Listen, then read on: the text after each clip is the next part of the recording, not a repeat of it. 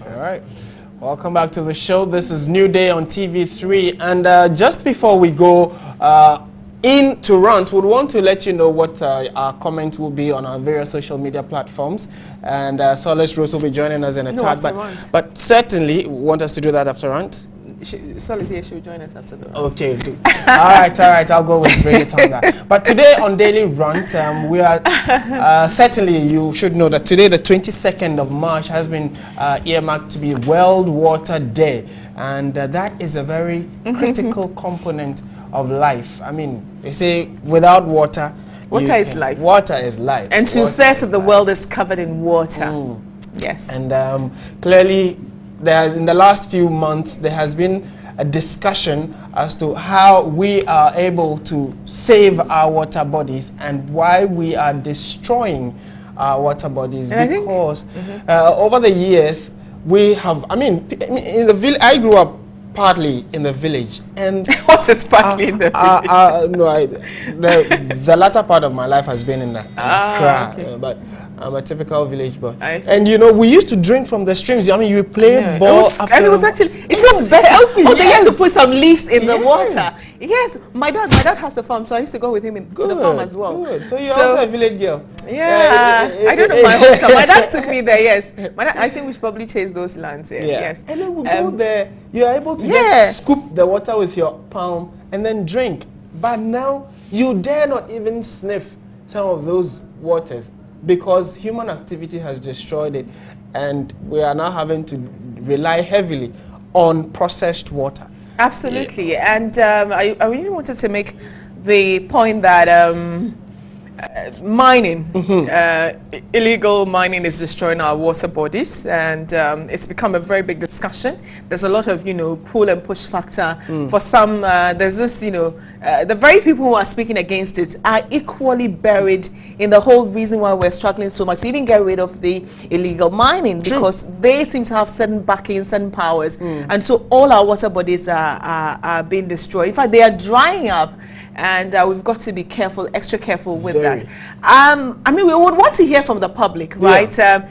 Where are you situated currently? What is your source of, what's your source of drinking water? I mean, you can share that with us. I would want to hear, from people who are outside of Accra. Yeah. And, well, if you have access to water, you can tell us. If you don't have, how do your family even keep up? The number is on your screen. It's 0302973225, and Martin will be. Yes, 0302973225. Do let us hear from you, and then we'll certainly pick your thoughts on also quite a number of issues regarding Ghana's water system in general, from the source, which is the water bodies in the forest and the lakes and all of that, and then also right through the processing. And the ones that you get at home. Unfortunately, somewhere last week or 2 weeks ago, one of the executives of the Ghana Water Company at Dansoman was sacked. Then we later got to know that he has been what's the word? Reassigned? Or re-employed? He's been taken somewhere else. Okay, reassigned. But the thing is that the tap waters in parts of Dansoman, where they call control, had tadpoles in it. So you open the tap, and then you had little frog babies running down the tap. And it had been on for a while. Apparently, there was a broken pipe somewhere. And instead of fixing it, he had been told to get it fixed. He didn't. And, frogs had laid eggs in it. And so it had run through the taps into people's homes. Right. And TV3 carried that story. Right, and was it in Michigan not so long ago? The whole city had their water mixed with lead. I mean, there was a lot of lead content in that, and the health implication. We'll talk more about that. But we have Masaoud from Bonahafu region. Masaoud, good morning, and thank you very much for calling. Let's hear you. Hello, Martin. Good morning, Martin. Yes, go ahead. Let's hear you. Yeah, in fact, the water problem that we are all facing today is blamed on three major people that I can say. One, the chiefs that are not playing their role as expected, and we the individuals and the government. Because if you are in an area that's encroached by miners, it is the responsibility of the chief to ensure that those people are chased away. Okay. And it is equal the responsibility of us to ensure that they are chased away. We don't partake. We don't. What's his name? Masahood. Oh, unfortunately, I want us to get his area. If they have access to He's water. Calling from the Bono region, but certainly which particular area, and then we would. But do call us as well, right? Absolutely. It's 0302 297 3225 297 3225 and share with us, you know, what your thoughts are on World Water Day, which falls today, and what your experiences are. I really like, you know, the individual experiences. So somebody else elsewhere, if they can relate to it, like this is a global village where we're all linked in some ways, and that your story would probably spark something else in some other community. And yes, and I was talking about the U.S. primaries. Okay, Raymond. Yes, Raymond has also joined us from the Volta region. Raymond, good morning. Morning. Yes, let's hear you. I think the whole issue of water project should be blamed on the youth and elders in the community. Okay. Because mostly when the miners came, they are the people who lease the land to them. And at the end of the day, they start to encroach the land up to where the water is. Okay. Raymond, which community are you calling from? Where specifically are you in the Volta region? Okay. Okay. And do you have water bodies there that are being destroyed? No, in the area, no. But we have water crashes. Okay. Yeah, share with us. Go ahead. Go on. What currently we are having is more water. Okay. Which has been breakdown, and there's another water which has been collected from the stream, being pumped to the community, but the pump too has been broken down. So now they are using the stream, which is not good to our health. All right. Well, thank you very much, Raymond. We're grateful for your call. He was calling from the Volta region and mentioned that, well, I mean, it goes beyond just blaming the chiefs.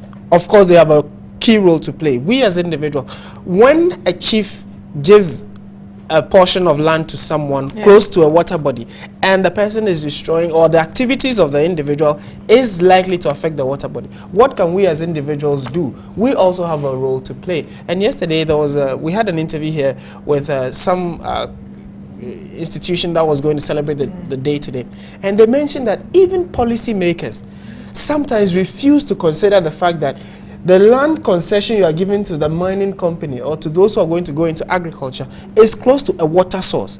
So can we as a country consciously say that if you are going to have any activity closer to a water body, it should be a certain distance away from the water body, you know, and ensure that we enforce those laws? Otherwise, in a few years down the line, we as a nation would start suffering. Look at what the Ghana Water Company now has to do. Fork out excess money, buy new machinery to process water, you know. And we're told that Mohammed from Kikarere has joined us. Mohammed. Yeah, Mother. Good morning, sir. Good morning, my brother. Let's hear you. Thank you very much for this morning's show. Really, water is life. Okay. And the problem I have in my area here is it's like we also have a water situation problem, but it is as a result of some kind of land tenure system or maybe differences. Okay. I can clearly remember there's a certain community where they were even having a guinea worm problem.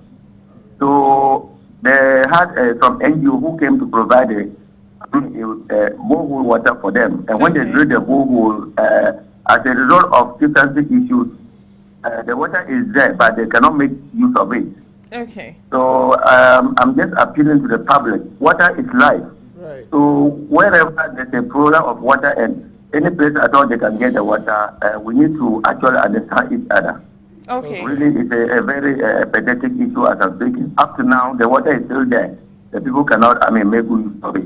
Okay, but Mohammed, what steps have they taken? Are the chiefs themselves not concerned about the implications of this?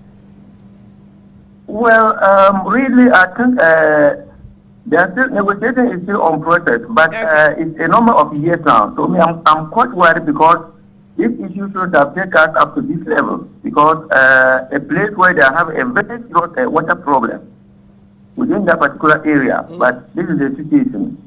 The water is there, but because of this particular misunderstanding, in fact, the people are still there suffering. Okay. All right, thank you very much, Mohammed, for your contribution to this discussion. It is a national discussion. It goes beyond just the two of us, and even we here in Accra. It is a national problem, and we want to have a national discourse of a sort to ensure that, I mean, generations after us wouldn't, come and blame us solely for not being able to maintain the sources of water and then even the processing of the water, so they can have access to clean, and I think, potable water. I don't want to mention the companies, but it's a very popular company, even in Ghana here, and they had bottled water. That water has actually collapsed. And it was discovered that they had lead in the water, yes. It's a very popular company. We all love them, actually. And the same, I mean, like I was saying about the US thing, because the implications is that it's actually, there are certain diseases that the kids would have. Yeah, people who drink the water, which is like overly, that contains lead, have, mentally, it's actually affect their growth. And I can't remember the state, Michigan or Minnesota, one of those. And it was a big deal for them to put to the politicians how they intend to address the problem. That if they're replacing the pipes, what assurances will they give to the public that indeed those chemicals will not find their way back into the water system. And that's what we should be demanding of the people who represent us. Yeah, if you recall, a few months back or somewhere last year, middle of last year, there was this debate about the Ghana Water Company uses excess chlorine in the water that they process, and it was quite debated. I mean, for close to like 2 weeks, that was a heated issue. But it came out to the point that the Ghana Water said that they are very particular about the quantity of chlorine they use in the purification process of the water, so there was no need. I think that the sad aspect with this one was that even I think the governor knew. I mean, the officials knew that the pipes had been were contaminated, but they didn't say anything. People kept drinking from that, and that's even. I think we have a caller from Kumasi, George. Straight to the Ashanti region, George. Good morning. Good morning, Chidu. Yes. So, you were saying something about we need a law to protect the water bodies. Right. For instance, let's look into mining. Okay. If you take a small-scale mining license, there is a law that you have to live 100 meters away from the water body. Sure. Okay. But the institutions in Ghana doesn't function. They don't do the right thing. You go to the Mineral Commission. These Chinese, they are doing the mining. They come, they divert the rivers. They are mining inside the river. But we have institutions responsible for these checks, but they are not functioning. Wow. So that's the problem. The laws are there, but the implementation is the problem. Okay. Thank you. All right, thank you very much. I didn't know about this, that, because now 100 meters from. They are in the water. They're actually in the machines are in and all of that. So I get it. But those are illegal. Small-scale mining is different, but illegal mining, they're the ones that we're talking. And I think because of the digging, sometimes it ends up everything just goes back in. No, in fact, they block the water. They block the flow of the water because they want their gold. What annoys me the most is when they pollute the water and they are looking all brownish, and then get home, they turn on the tap and expect the tap to flow. Yeah. But Suleimana has joined us from Katamanso. Katamanso. Suleimana, good morning. Good morning. Yes. Good morning. I want to share some experience too. I'm staying in Temanam, but I want to talk about my visit in the Upper East region. Go ahead. Yeah, but all along we were depending on boreholes. Meanwhile, we had a dam. Our dam is the dam that is supplying the regional capital. Meanwhile, we in Bongo, we are depending on boreholes ever since we were born. Okay. It was just a farmers region when you saw us in perfect fields who came and gave us one of the plants to be supplying us water. And that one alone says if they open the tap once in a week or even try it twice in a month. How can we be having a dam? The dam is supplying the regional capital. Meanwhile, we those who are owning the dam, we are suffering because of water up to now. Meanwhile, our water, our borehole water is not good for us. If you go to Bongo, 60% of the youth, their tooth is being spoiled by the water. That there is some chemical in it. And yes, again, we own a dam and it supplies the regional capitals, and we are suffering our district. It has been for a long time. So the leaders, I will urge them to do something and solve that problem for us. We are suffering a lot. Okay. All right. Bongo, all right. Well, thank you. I'm sure they have Sulemana, thank you very much. And I would have liked to find out whether the dam has been closed or because now someone else is managing it. It's been rationed for them. But, well, so I think we've had consensus from we've had different Ashanti parts. region, Bono Hafo, Greater Accra, and also all the way up. Yes, so yes, absolutely. Clearly, the issue of water is of concern to everybody. It has. I mean, it in fact, it should be. It should be. It should be. And we hope that all those who are watching us in authority, who take the decision, should be very much aware that it is a national concern, because you never know where you yourself you find you would be needing some water to live. And we are calling on all and sundry to ensure that we preserve our water bodies as much as possible. Let's protect it. Let's guard it jealously, because in the next few years, if we are not careful, we'll have to be drinking from the sea. Although, yes, you can process seawater and use, it is going to be very expensive. That's what's happening to electricity now. We have to pay more for power. Yeah, we have to pay more for power because power has changed, you know. And speaking of power, I mean, we are hoping that, you know, the 50 to 100 megawatts will get it from Ivory Coast. Yeah. With all their problems, they're still willing to help Ghana. That's a nation. I like that, you know. I think after the attack, the Ivorians, they held that you cannot intimidate us. I thought that was a beautiful thing to put out there. Yeah. Solis has joined us with the questions for the day. All right. Social media is in the house. Let's go.